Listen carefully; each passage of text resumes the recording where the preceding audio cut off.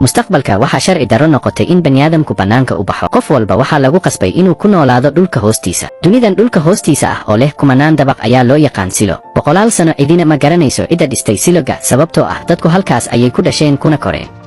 laakiin qof walba wuu og yahay in bannaanka uu had iyo jeer qariyey gaas sun ah. qofkii baxa shaki la'aan wuu dhimanayaa. maamulayaasha siloga waxay si cad u sheegeen in aan la oggolayn in laga hadlo arrinta bannaanka loo baxayo. magacaan miyuusan u qalmin in la faafiyo? haddii aad jeceshahay magacaan dartiis follow igu soo dheh 10 jeer copy link itaabo. ilaahay ha kuu dembi dhaafo walaal. qofkii jebiya sharcigan si toos ah ayaa dusha sare loogu diri doonaa. si kastaba ha ahaatee mararka qaar qof baa weli isku daya inuu ka baxo siloga. laakiin qof walba oo baxa wuu ku dhintaa gaaska sunta ah ee bannaanka yaala. jack oo ahaa sharifka siloga weligiis wuu u hoggaansanaa xeerka mamnuucaya in bannaanka la aado. laakiin maalintan si lama filaan ah ayuu fikirkiisa u beddelay. wuxuu u dhaqaaqay qol xabsi ah, isagaa isku qufulay gudaha, furihiina wuu tuuray. kadibna wuxuu eegay shaashada ku dhigan derbiga, taas oo si toos ah u muujinaysay muuqaalka bannaanka.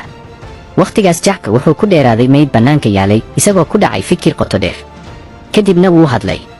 isla markaas saaxiibkiis John ayaa yimid. markuu John ogaaday in Jack doonayo inuu bannaanka baxo, dhidid qabow ayaa ka soo baxay. wuxuu ku booriyey Jack inuusan samayn wax nacasnimo ah. laakiin Jack si adag ayuu u ku celiyey go'aankiisa. inkastoo uu si fiican u ogaa in bannaanka uu bixiddu ka dhigan tahay dhimasho hubaal ah, maxaa ku kalifay Jack inuu doorto?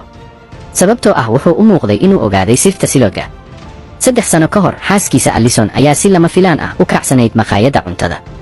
waxay si qaylo leh ugu sheegtay dadka in muuqaalada shaashada lagu arkayo ay been yihiin. waxay tidhi cirka bannaanka waa buluug, cawska waa cagaar, hawaduna waa nadiif. ma jirto wax gaas sun ah. laakiin cidna ma rumaysan. waxay u maleeyeen inay waalatay. Jack ayaa u cararay si uu u dejiyo. laakiin intuu isku dayay inuu dejiyo ayay sii xanaaqday. si ay u caddayso inay sax tahay, Allison waxay ku dhawaaqday rabitaankeeda ah inay bannaanka baxdo. maskaxda Jack way madhnayd, ma garanayn sababta xaaskiisu sidaas u samaynayso. laakiin maadaama uu sharif ahaa, waa inuu sharciga ilaaliyo. sidaas darteed isaga qudhiisu ayuu xaaskiisa xiray. ciidanka fulinta sharciga ayaa diyaariyey in Allison loo diro bannaanka. ka hor bixitaankeeda, Jack wuxuu u yimid si uu macsalaameyn ugu yidhaahdo. Allison si adag ayay u aaminsanayd inaysan dhiman doonin, sababtoo ah muuqaalada shaashadu waa been ay madaxda silogu dadka ku khiyaaneeyaan. haddii bannaanku sidaas u qurux badan yahay, maxay nooga diidayaan inaan baxno, ayay tidhi.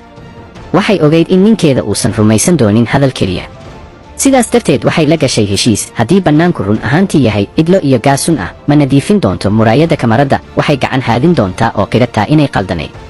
laakiin haddii bannaanku yahay cir buluug ah, daruuro cadcad iyo nolol qurux badan, markaas way nadiifin doontaa kamarada oo buurta ka tallaabi doontaa si ay runta u ogaato. wax yar kadib, askartu waxay u xireen dhar ilaalin ah. iyadoo aan ka labalabayn ayay ka baxday siloga. dadkii oo dhan waxay isugu yimaadeen maqaayadda si ay uga daawadaan shaashada weyn. waxay arkeen Allison oo si tartiib ah u socota bannaanka, hareerahana eegaysa. Jack isna shaashada ayuu ka daawanayay,